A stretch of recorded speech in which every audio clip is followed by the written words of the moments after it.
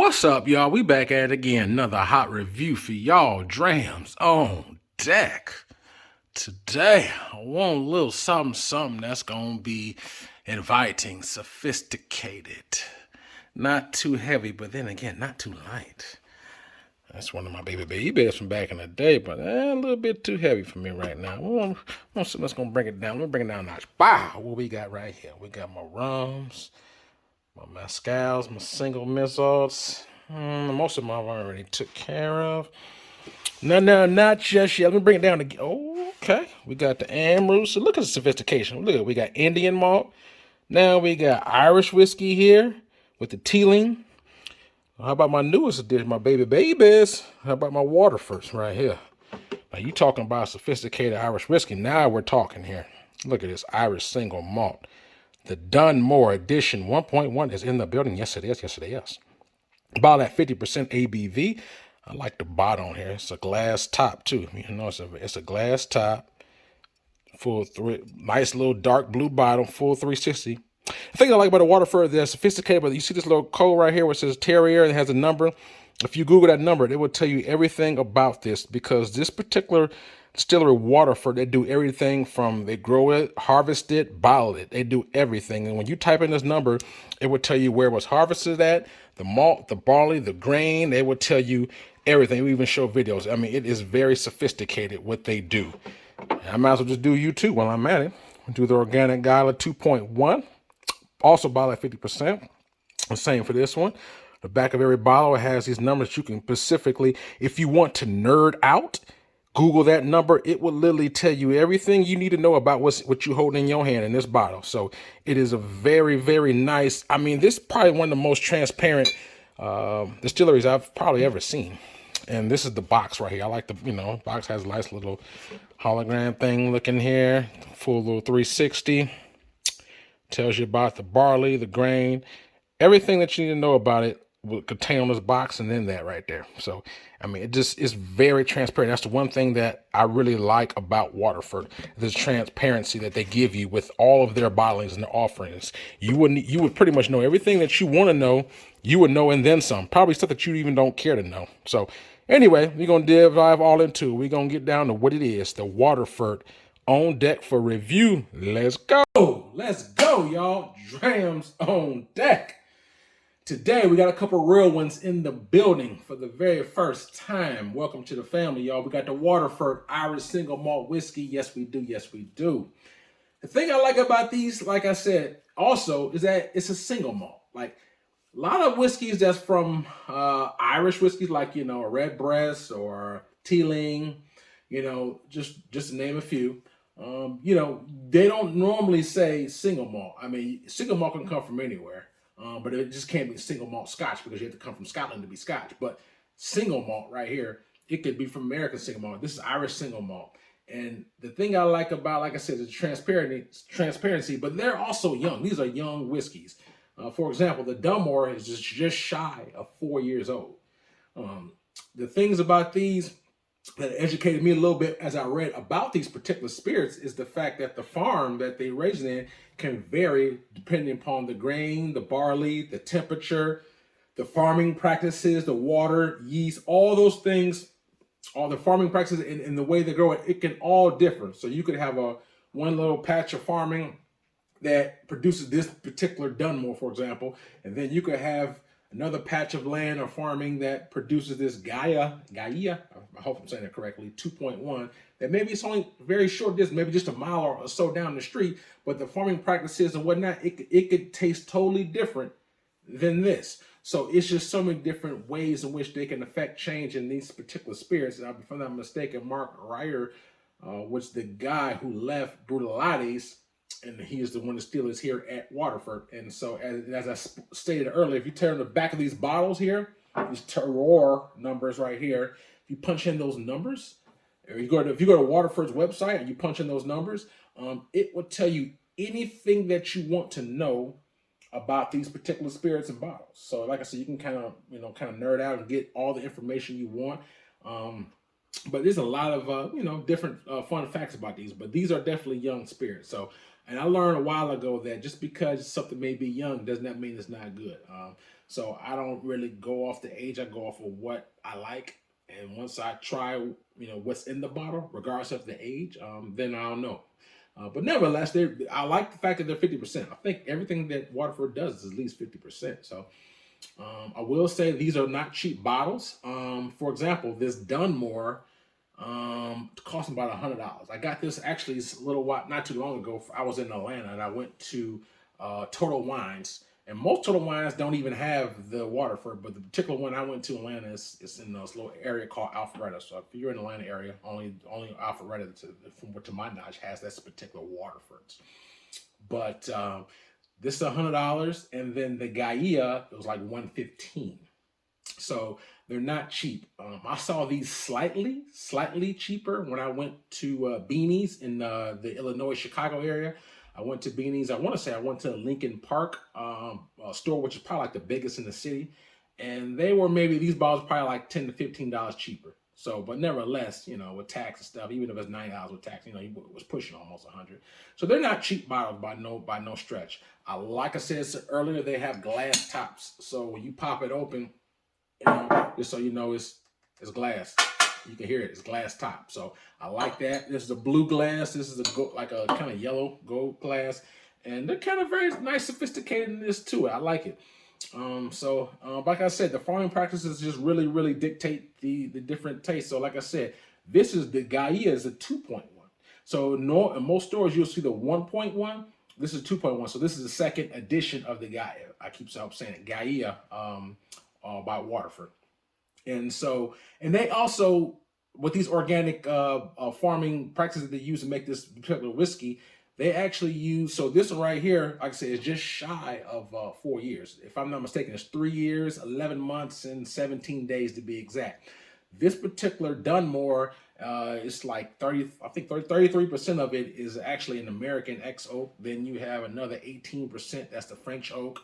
Another 25% that is the virgin oak, and like another 18 or 20 something percent that is the X wine cask. So it has that maturation with this as well. So just to give you a ballpark, a lot of the stuff that they put there's particular spirits in are going to be those. It'd be American oak, virgin oak, maybe wine casks, or French oak. Those type of casks is what, if anything, will be used within the Waterford. So like I said, these are my first two expressions. There's a lot more. There's the Dunbell, obviously the Dunmore, the Radcliffe. I mean, when I looked online, there's at least probably 12 different farms. So the name of it, like the Gaia, that's a farm or a terroir, and same as the Dunmore. So when if you look at Waterford, you go on the website, you'll see tons of different ones. And I think Waterford's been around for about 5-6 years. I think these are most are bottled and produced in 2016. So these are not, like I said, they're pretty young. So as another 10-15 years as Waterford gets older and grow, I'm looking forward to seeing a lot more spirits from them. But yeah, they haven't been around that long as far as the Waterford, but I like what they're doing, and like I said, they're very transparent. You can see videos, the practices, the farming. You could get down to nooks and crannies if you truly care to do that. I'm not going to bore you with all that stuff, but I'm going to get more into what you came here for. You wouldn't know what does it smell like, what does it taste like, and what's the value. So that being said, I'm going to start, as always, we're going to nose it, we're going to taste it, we're going to score it. Side by side, like I said, they're both relatively around the same age point. Their colors are almost spot on, so one's not really different than the others. Very light color. I don't know if the camera's gonna pick it up but it's a very light amber color. Very light. Yes, it is. We're gonna take we're gonna start with, I'm left-handed, so we're gonna start with a Dunmore. From my left side, we're gonna nose it and see what we got. Wow.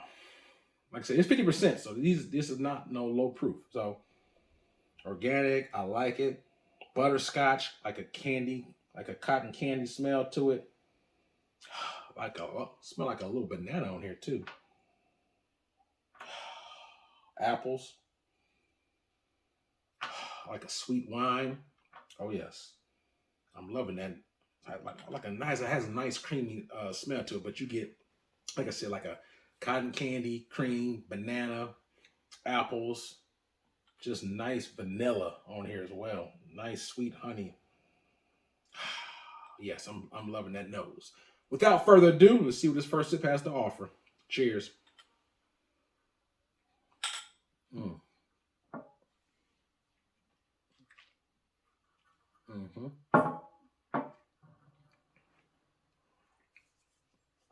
Mm. Okay. Okay. Mm. I'm gonna be honest with you. I've never had an Irish whiskey taste like this before. Never. I mean, I haven't had every one, but I've never had one that tastes exactly like this. You get some because it's farm. It has some earthiness to it, but in a good way.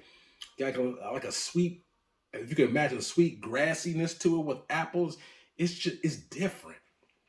The balance. You ever notice when you taste a whiskey, like for example, I've had a couple bourbons that's aged in sherry casks, and normally I love a sherry scotch, but I've had a couple finished bourbons. For example, the Bella Mead finished in sherry casks. It didn't really do it to me. I think the balance was off. I'm just using that for just as a quick example. But what I'm saying is that a lot of times things need to be properly balanced. But then from the front to the end, the way the different flavors, the way they transition when you roll around from the beginning, the mid palate to the finish, does it balance? Does it roll? Do these particular nuances and flavors play off each other? Does it taste right? And these taste right. It may be young, but it's ready, like Keep Sweat. So I'm letting you know I love the balance on it. Like my mouth was watering just from the nose. And then as I rolled it around and I tasted it, a lot of the nuances that I smell has some similarities with the palate as well. So I'm gonna take another quick sip. As you know, I always like to take 2 sips. So one more quick sip.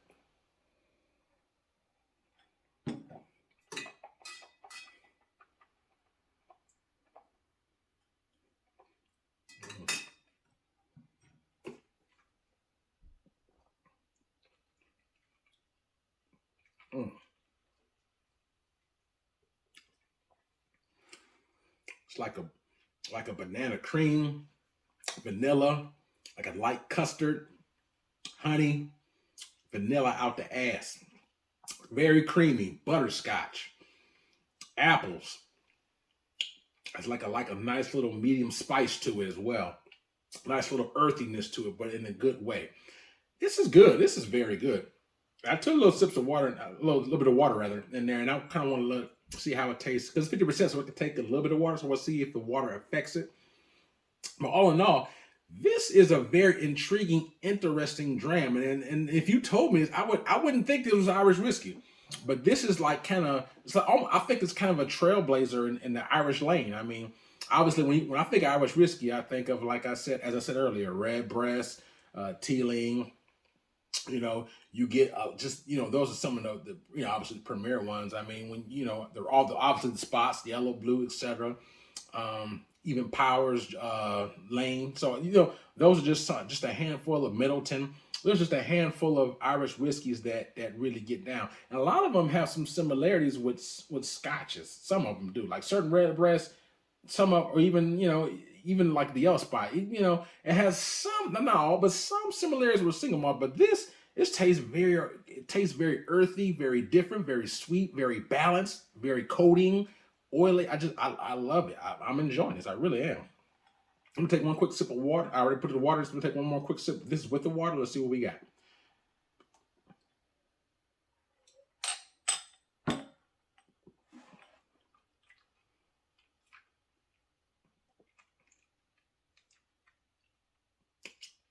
Mm.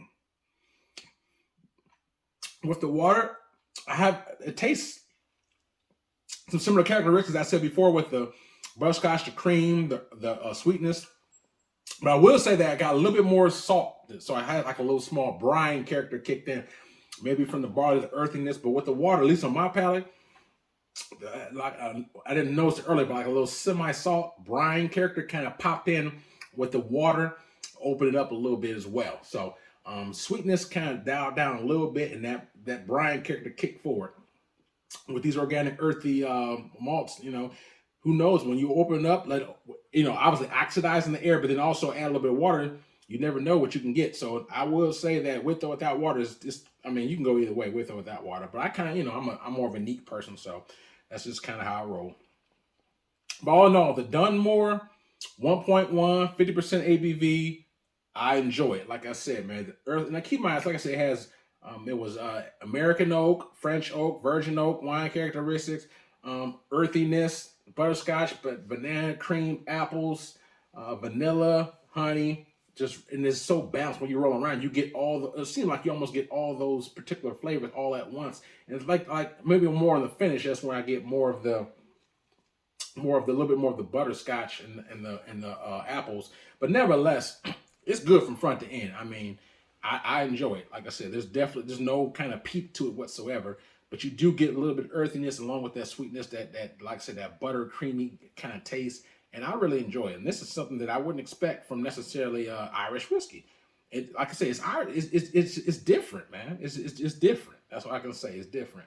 It doesn't taste like a redbreast. You know what I mean? It doesn't taste like a Powers Young Lane. It doesn't, it doesn't taste like a traditional Middleton. And I like all those things I just said. But this is it will be. I mean, it already is, but it will in the years to come. This will be a force in the Irish whiskey, not just Irish whiskey, but I think in the single malt lane in general, of all single malts. Next 10 years, I think Waterford will be a major player. I think nowadays, mostly only whiskey nerds may know about, or connoisseurs may know about Waterford now. But next 10 years, the more common man's going to know about Waterford. So I'm just saying, because like I said, they've only been around maybe about 6-7 years. So it hasn't been around that long, but never, or if that. But it's very, very balanced. And as it gets older, and now he's 3 or 4 years old, as maybe we can get it older and get 5 or even 5 years, 10 years or whatever. I'm really interested to see the future for Waterford. But anyway, that being said, I'm going to take one quick sip of water in my Beanie's cup. I'm going to jump right over to this Gaia 2.1. Let's see what this nose has to offer. All right, now.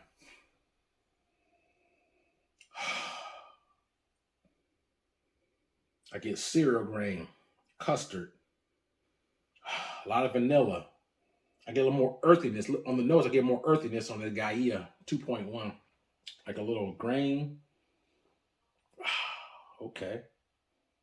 Some kind of, I don't know, some kind of earthiness, but it's sweet at the same time. I can't quite describe it, but it's very different on the nose. I like it.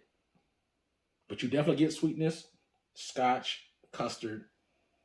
It has some similarities, but this one is not quite as much fruitiness, but you do get more of the earthiness on the nose. So, nice little cereal grain note too. I just got right there. I had like a bowl of some honey bunches of oats with a little bit of almond milk on that thing. That's what I smell. Okay. Interesting. Without further ado, let's take this sip, see what we got. Cheers.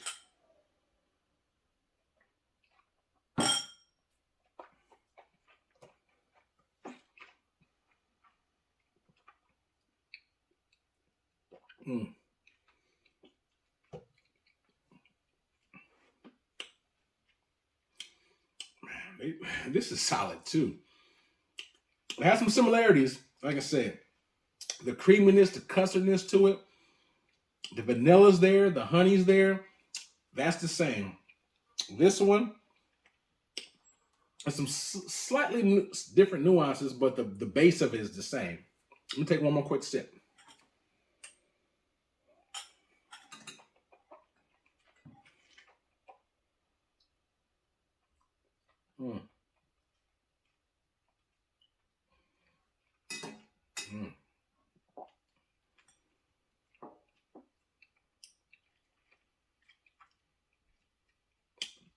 I don't think the light from the lens on the camera is going to pick it up.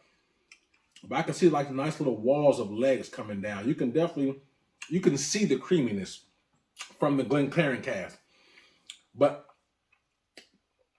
man, very good, man. This is very balanced, very good. Like I said, vanilla, custard, sweetness to it, vanilla.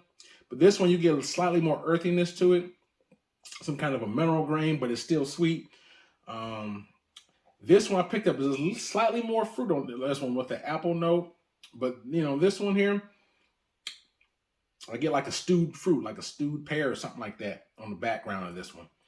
All in all, they're both solid. I mean, to me, I don't think one is significantly better than the other, if you really want to know. I really don't. Let me take one more quick sip of this. This now you saw this is with water, so I was curious to know with this water. Now when I had water to the Dunmore, I got a little bit more salty brine. Let me see with the water to the Gaia 2.1. Let me see how that affects this particular spirit.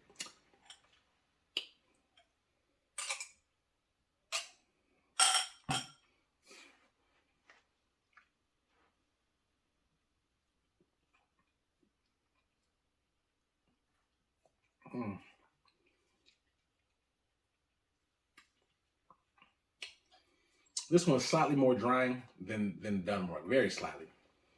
But they're both solid. That's what I said. You get more grain on this one.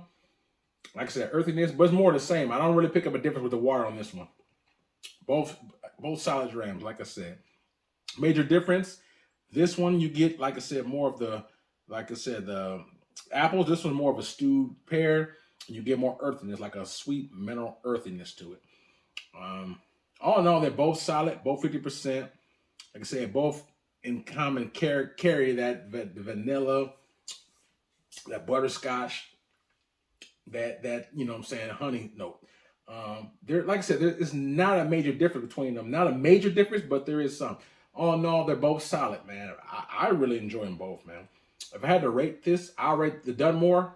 I'll rate the Dunmore first. So 1 out of 10 for me to rate this Dunmore. Me personally, I'll give this one an 8.75. 8.75 out of 10, man. I really enjoy this, yo. This is a solid dram to me. 8.75 out of 10. And this one right here, I mean, I'm not gonna give it anything different. I give them both an 8.75. I mean, it's slightly earthiness, but it has some, like I said, a lot of characteristics that have some similarities. So I'm gonna give them both an 8.75, man. But this one is gonna be cheaper. So if you would go a cheaper route, and like I said, it's anywhere from $15 to $20 something cheaper. So it's not like, you know, major difference, but you know, it is, you know, a little bit cheaper than the Gaia 2.1. Both solid drams, both, you know, like I said, when it comes to Irish whiskey, man, this is a major player. So if you don't know about Waterford, I'm here to tell you. Now you know. So when I tap on table, that means you need to pay attention. If you want a different single malt, like I said, you want something that's different, organic, I would definitely give this a try. But not just these, but the Dunbell, like I said, the Racklock, there's several expressions. So if you go, like I said, those stores I said earlier, especially the beanies, if you go to Beans and anywhere in that area, they should have a slew of them. Especially, like I said, in the Lincoln Park area, you can take your pick, or even get them online. I know Whiskey Exchange has them. So as well, Whiskey World, they both have a slew of. They probably have more selections online than I even seen on the store. So you can check them online, or you can check them in the store. All in all, I think you should check it out. I think this is solid. I recommend these. Solid. So. And that's how the door with tax, availability, everything. I give both of them an 8.75. Both solid spirits. I enjoy them, man. Check them out. If you have any questions, or if you had any other Waterfords, please let me know. Hit me in the comment box. Let me know your thoughts and opinions about your experience with Waterford. It might not have been these. It could have been a different farm, different terrier, different expression. Just let me know your thoughts and opinions that you've had with Waterford. Because like I said, for the common man, this is floating under the radar. They snooze and they don't know about this. So that's why I do these videos, to educate people, let them know, people who don't know, that, hey, this is a solid dram. These are the things that you're getting. So this is the price point. This is where you can find that. Hopefully this is helpful for you, because if you're looking for something new, you know, I think this can, well, damn sure gonna fit the bill. You know, obviously they're not cheap. Like I said, they go from around close to $100. So if that price point is something that's, you know, in, you know, what you can work with, then I would check it out for sure. And like I said, I also have a Instagram page, a lot of pictures. So please check out my Instagram page. And also check out, I have a couple videos in there as well. And also I have a Cash App, Patreon if you do choose support. But I thank y'all for your time, man. I'm really enjoying this. And just like I said, hit me and let me know so we can discuss it, because discussion is part of this whole experience. So please let me know. But stay tuned. I got a lot more hot reviews coming your way. Please be tuned in. Drams on deck, yes sir.